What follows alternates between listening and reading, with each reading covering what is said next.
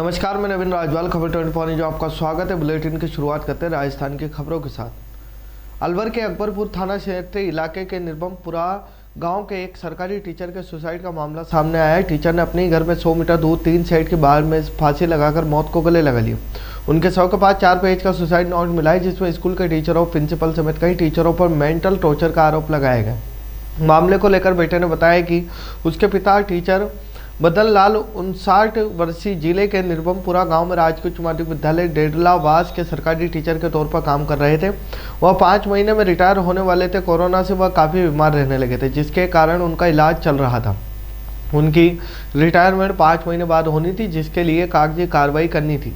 इसके लिए उन्हें स्कूल की तरफ से समय नहीं दिया जा रहा था, जिसकी वजह से वह काफ़ी समय से परेशान थे। अजमेर स्थित भगवान यूनिवर्सिटी से एक दिल दहलाने वाली खबर सामने आई हो। यहाँ भी फार्मेसी द्वितीय वर्ष में पढ़ रहे एक विदेशी छात्र की करंट लगने से मौत हो गई। इस घटना के बाद हॉस्टल परिसर में हड़कंप मच गया और विदेशी छात्रों की सुरक्षा पर सवाल उठने लगे। जानकारी के अनुसार मृतक छात्र की पहचान सूडान अफ्रीका निवासी 22 वर्षीय मोहम्मद इल्मुतसिर के रूप में हुई है। वह अरावली हॉस्टल 2 के फ्लैट नंबर 106 में रह रहा था। रविवार रात वह बाथरूम में इलेक्ट्रॉनिक रॉड से पानी गर्म कर रहा था। इसी दौरान संभवतः पानी में करंट उतर आया और रॉड छू जाने की वजह से उसे जोरदार झटका लगा। मोहम्मद की चीख सुनकर साथी छात्र मौके पर पहुंचे और उसे बेसुध पाया। हादसे के बाद साथी छात्रों ने मोहम्मद को बचाने की हर संभव कोशिश की, लेकिन सिस्टम की खामियां सामने आई। सबसे पहले छात्र उसे जनाना अस्पताल लेकर पहुंचे, लेकिन वहां पुरुष वार्ड की सुविधा न होने की बात कहकर मना कर दिया गया। इसके बाद उसे एक दूसरे स्थानीय अस्पताल ले जाया गया, जहां डॉक्टरों ने हालत नाजुक देख हाथ खड़े कर दिए।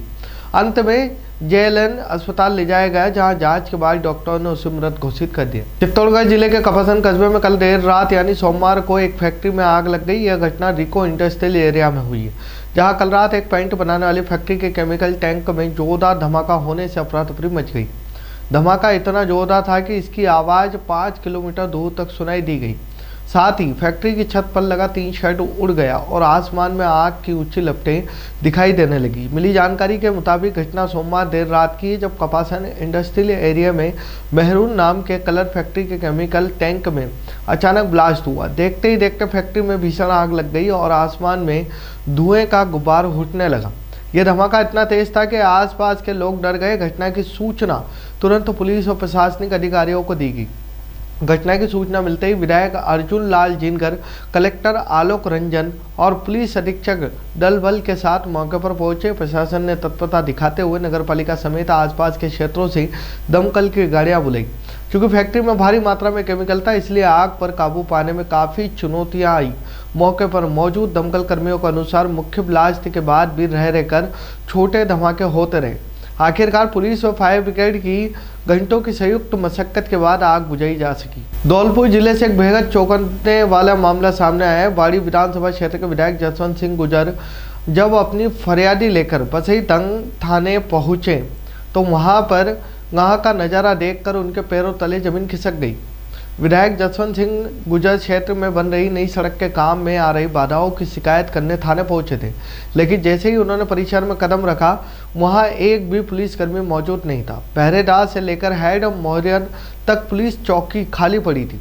सोशल मीडिया पर वायरल हो रहे वीडियो में सफ़ेद कुर्ता पहने 70 वर्षीय विधायक खाली थाने के बीचों बीच खड़े होकर SHO दुर्ग सिंह को फ़ोन लगाते हुए नजर आ रहे।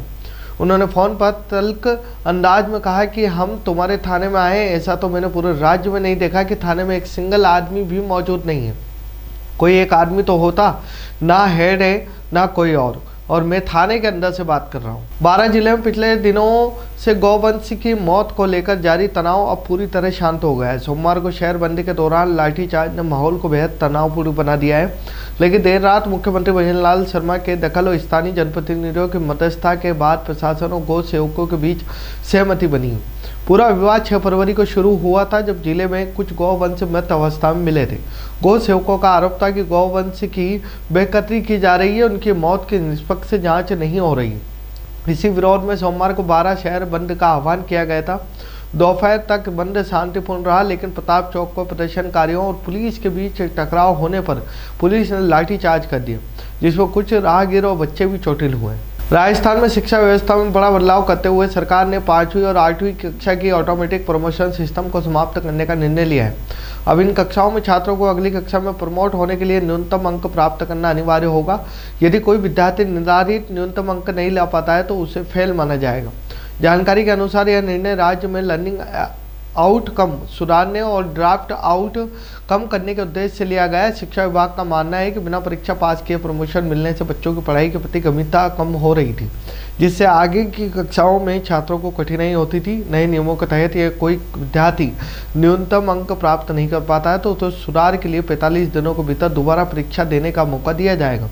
इसके लिए विशेष प्रशिक्षण रिमेडियल टीचिंग की व्यवस्था भी की जाएगी। नई व्यवस्था लागू होने से छात्रों के साथ साथ शिक्षकों अभिभावकों को भी जवाबदेही की पड़ेगी। विभाग का कहना है कि इससे पढ़ाई की निगरानी बेहतर होगी और बच्चों का शैक्षणिक स्तर सुधरेगा।